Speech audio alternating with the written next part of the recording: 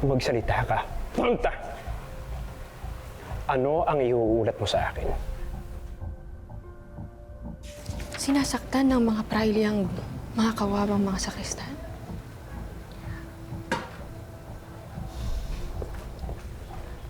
Siyang tunay, Maria. Sinabi ko na nga ba't dapat hindi ko na binanggit sa'yo dahil ikakasama lamang ng iyong loob.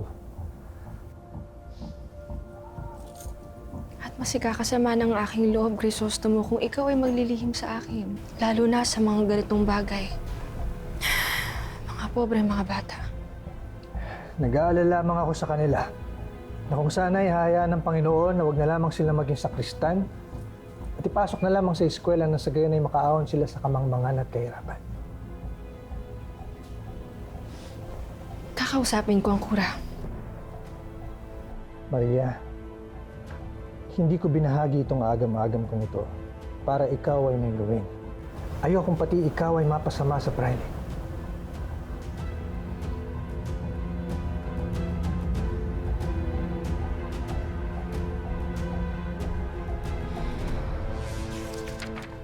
Yan po ang narinig ko. At gagamitin niya pa talaga ang mabuting dalaga para kalabanin ako. Papag-aralin niya ang mga sakristan na bata. Tunay nga ang aking suspetsya. Hindi lang anak ng isang ereke. Si Crisostomo Ibarra ay isang diablo.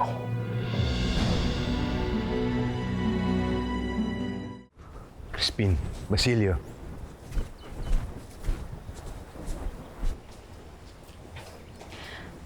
Mamaya pagkatapos ng misa ay kakausapin ko ang fraile.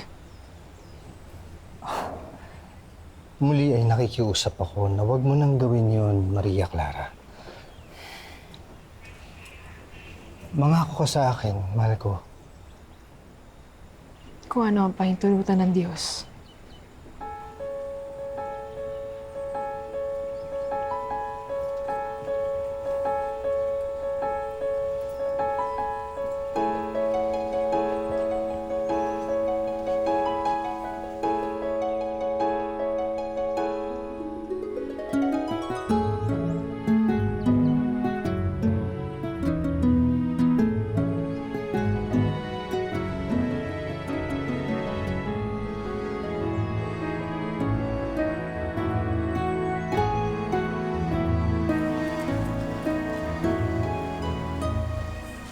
Maria, hulaan mo kung sino ang aking kasama.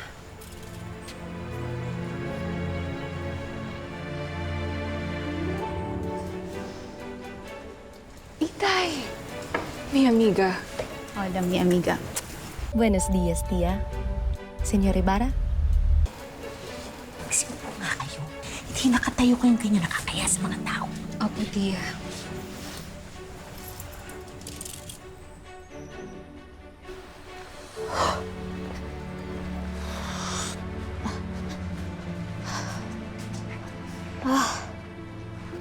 Senyorita, nandun po sa loob si Senyor. Samahan ko ho kayo. Sige, susunod po ako maya-maya. Papahangin lang po ako dito.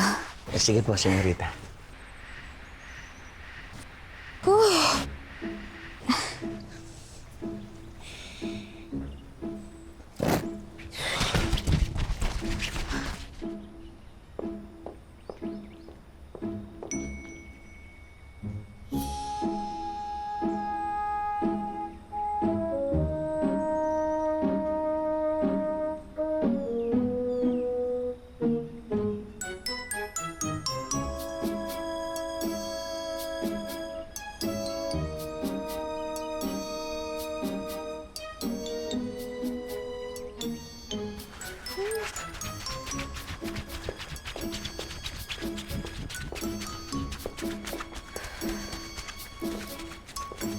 Buenos días.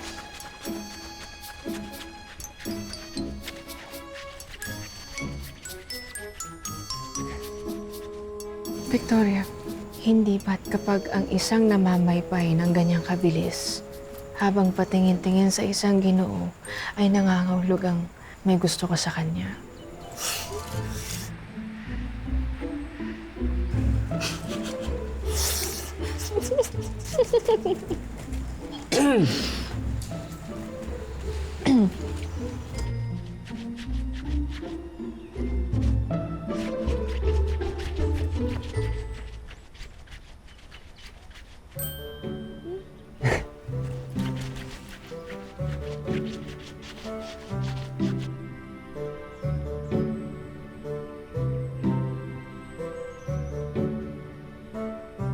Problema nun.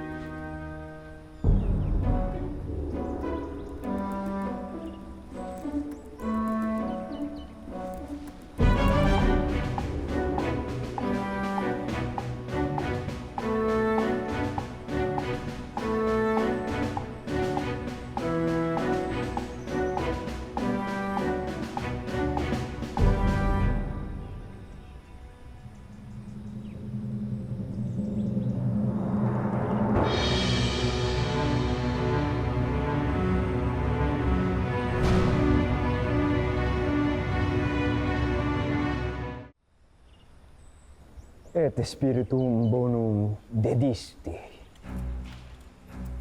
Magsisimula na ang kanya na misa. Vamos, Consolacion.